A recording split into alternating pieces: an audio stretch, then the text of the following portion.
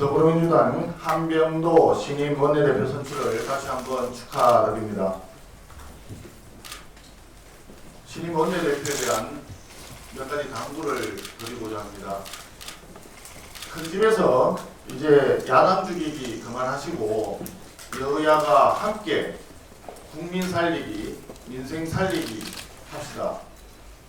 국민의힘은 민생과 국익을 위한 일이라면 과감한 척치도 마다하지 않을 것입니다. 그러나 일방통행식의 입법 폭주와 부당한 야당 탄압에는 끝까지 단호하게 맞서 싸우겠습니다. 관련해서 첫 번째로 조금 전에 대표께서 말씀하셨지만 179명의 목숨을 앗아간 무안공항 여객기 참사 책임자들, 특히 참사의 직접적인 원인으로 밝혀진 죽음의 콘크리트 dun덕을 방치한 책임자들의 처벌을 위한 적극적인 국정조사 실시를 요구합니다. 1999년 설계보고서에 포함되지 않은 콘크리트 dun덕이 세워진 이유가 무엇인지, 2007년 공항개항 당시 현장 점검에서 부적합 평가가 나왔지만 이것이 묵살된 이유가 무엇인지, 2020년 개량공사 당시 바로잡지 않은 이유는 무엇인지 이것을 국정조사를 통해서 명명백백하게 밝혀야 합니다. 더불어민주당은 2020년 개량공사의 책임자를 비롯한 죽음의 dun덕 방치 주요 책임자들의 국조 전임 채택에 적극적으로 협조해야만 합니다. 아울러 책임자들을 강력히 처벌하기 위한 중대재해처벌법 개정 논의에도 즉각 착수하기를 요청합니다.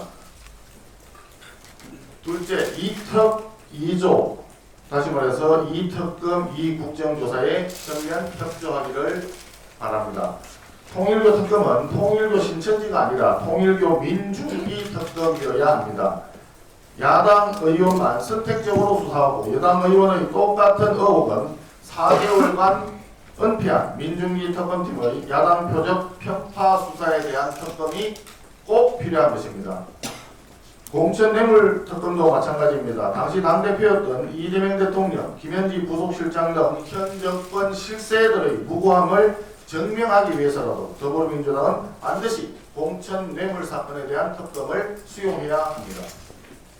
대장동 항소포기 국정조사는 이미 김병기 전임 원내대표 시절에 추진하기로 합의했던 사안입니다. 원내대표가 바뀌었다고 해서 유야무야하는 일은 없기를 바랍니다. 그리고 마지막으로 국민 개인에 대한 정보보호 실태 국정조사는 쿠팡뿐만이 아니라 지난해에도 논란이 되었던 통신 3사 해킹, 그리고 알리, 테무 등 해외 플랫폼 업체 과징금 사유에 대한 전방위적 조사로 재발 방지 대책 마련이 꼭 필요합니다.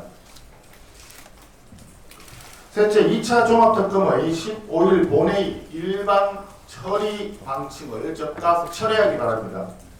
더불어민주당은 2특 2조를 거부하면서 또다시 불공정한 야당 탄압성 특검만 진행하겠다는 것은 수사 권력의 독점 시도이자 혈세 낭비 특검의 불필요한 반복에 불과합니다. 살아있는 권력은 건드리지 않고 야당 탄압을 위해 이미 수사한 사안만 재탕 수사한다는 것을 국민 누가 납득하겠습니까? 마지막으로 전임 원내대표 시절 원내 1, 2당 간 동수로 합의한 국회 윤리특위 구성을 조속히 마무리하기를 제안합니다. 강선우, 김병기, 장명태 의원 등에 대한 징계 논의를 즉각 착수합시다.